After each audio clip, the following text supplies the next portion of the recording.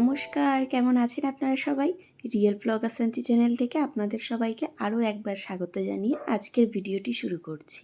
এটা হচ্ছে জন্মাষ্টমীর সেকেন্ড পার্ট। একটা পার্টে তো সব কিছু দেখাতে পারিনি, নয়তো ভিডিওটা অনেকটা বড় হয়ে যেত, তাই দুটো পার্টে শেয়ার করলাম। আগের ভিডিওটা আপনারা যারা দেখেননি তারা অবশ্যই আমার ভিডিওটি দেখবেন।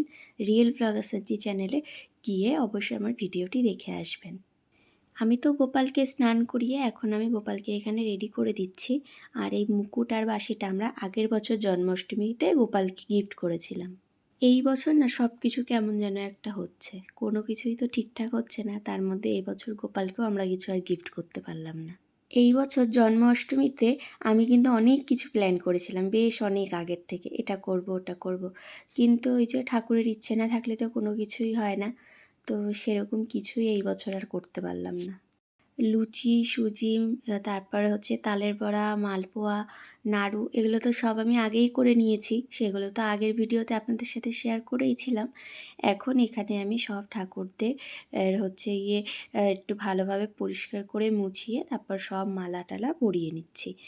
আমি কিন্তু পুজোর কোনো নির্দিষ্ট সেরমভাবে কোনো নিয়মকানুন আমি জানি না। হ্যাঁ, সত্যিই আমি সেইভাবে কোনো নিয়মকানুন জানি না। আমি টুকিটাকি যেটুকখানি যা শুনেছি, জেনেছি, আর যতটা আমার মনের থেকে আমার যেটুকখানি আমার করতে ইচ্ছা হয় আমি সেইটুকখানিই কিন্তু করি। তাই ভিডিওতে যদি কোনো কিছু যদি ভুল হয়ে থাকে সবাই ক্ষমা করে দেবেন, কারণ আমি কিন্তু সব কিছু জানি না। খাবে তুমি মিষ্টি? খাবে? আগে ঠাকুরকে দিই তারপর খাও। দেবো ঠাকুরকে দেবো? আচ্ছা, গুড বয়, তুমি তো লক্ষ্মী ছেলে আমার। কটা এনেছো মা? কটা? আমি তো তোমাকে 10টা আনতে বললাম। 10টাই তো কইলাম। অর্ডার করে দিল নাকি? টাকা কিন্তু 80 টাকা নিচ্ছে, তো দাম যে ধরতে হবে। এখানে 10খানা মিষ্টি নেই। তাহলে আমি এখনই যাইতে হবে। এই রাম, দেখো কিরকম। আর একটা ছেলে নিয়েছিল, ওই গন্ডগোল করছে, তাহলে আমি যাইছি। পয়সা খান দিয়েছি, বাকিটা না। কটা এখানে? এখানে রয়েছে 1 2, এই দেখো 1 2 3 4 5 6 7 8খানা রয়েছে। ওই যে আরেকটা ছেলে চাইছিল। যাও তুমি গিয়ে তোমার ছেলেটা ডাক দাও, তোমার ছেলেটা যেতে বলো সাইকেলটা নিয়ে।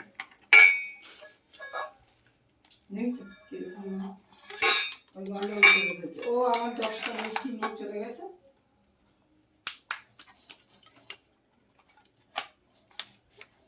কোন দই? মামার দোকানের ওখান থেকে আনো তো? ওই যে কাঠ।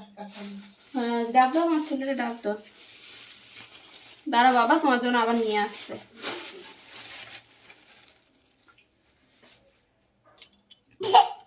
ওটার মধ্যে ওটা নিয়েই তো আমি তোমাকে দেবো তো। কি মুশকিলে!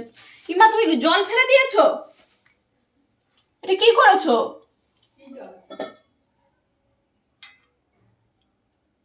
উঠেছে?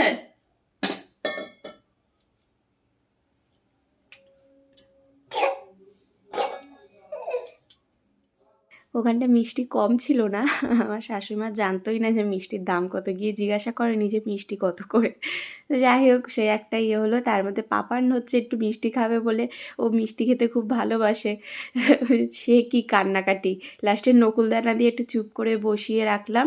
আর মা তো ভীষণ জ্বর চলে এসছে, মা মোটে উঠতেই পারছে না।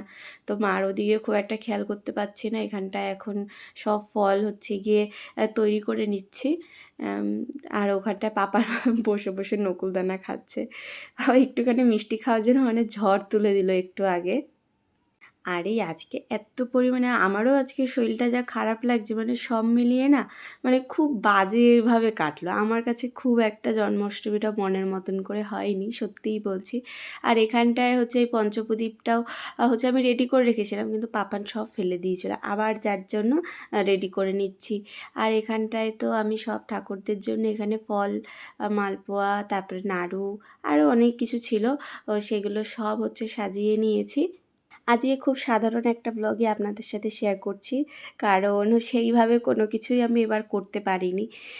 তো যাই হোক, অনেক দিন হয়ে গেল জন্মাষ্টমীটা পার হয়েছে, কিন্তু এখনও আমি যে ভিডিওটা দেবো আমি সত্যি ভাবতে পারছি না। মানে আমি এত লেট করে কেন ভিডিও দিই কে জানে। সত্যি বলতে আমি বড্ড ল্যাতখোর। আমার এক বান্ধবীর সাথে আমি যখন এখন কথা বলি না, ওই মাঝে মাঝেই বলে কি তুই কি এখন ল্যাথখর হয়েছিস? তুই তো আগাগোড়াই ল্যাথখর, তুই তো আগাগোড়াই শুধু একটু ঘুমিয়ে থাকতে শুয়ে থাকতে ভালোবাসিস। এই যে আর একজন চলে এসেছে এখানটায় কাজ করতে। কাজ করে তো না, উল্টে কাজ বাড়িয়ে রাখে। আর এখানটায় যা করছে বাচ্চা মানুষ, আর কি বলবো। আর আমাদের ঠাকুর ঘরটায় এমনও কোনো পজিশন নেই যে ওকে আটকে রাখবো, তবু এইভাবেই করছি। ও যখন একটু বড় হয়ে যাবে তখন কিন্তু এই দুষ্টুমিগুলো খুব মিস করবো আমি।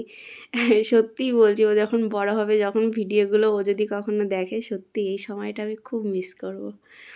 এখনই ভাবি যত দিন যায়, আরও আগের দিনগুলো যদি একটুখানি ফিরে পেতাম, আরও কত ভালোভাবে ওকে আমি রাখতে পারতাম। যাই হোক, এখানটায় এই যে আমি সব কিছু রেডি করে নিয়েছি। আর এই দৃশ্যটা না আমার খুব ভালো লাগে। মনে হয় কি এরকম সব রেডি করে দিয়ে, এরকম ধূপ ধুনো সব জ্বালিয়ে আমি এরকম শুধু দেখি, এত ভালো লাগে দেখতে। জানি না কেন এর মধ্যে না একটা অন্যরকম শান্তি আছে এই দৃশ্যটার মধ্যে। লোকে হয়তো অন্য কোনোভাবেও কথাটা বলতে পারে যে এতটা কেন ইয়ে করতে হয়, অনেকে অনেক রকমভাবেই বলবে, কিন্তু এই দৃশ্যটা দেখতে সত্যিই খুব ভালো লাগে। একদম শান্ত একটা পরিবেশ। এখানটায় হচ্ছে আমার ননদ, তারপর কুহু, ওরা সবাই চলে এসেছে। এখন আমি পুজো দিতে বসে পড়েছি। আর ইচ্ছে করছিল যে একটুখানি রেডি হই, শাড়িটা পরি, কিন্তু পরে ভাবলাম থাক, কোনো কিছুই যখন ঠিকঠাকভাবে হলো না, আর কি বলবো। তো যাই হোক, ওইভাবেই আমি এখন ঠাকুর পুজোটা দিচ্ছি।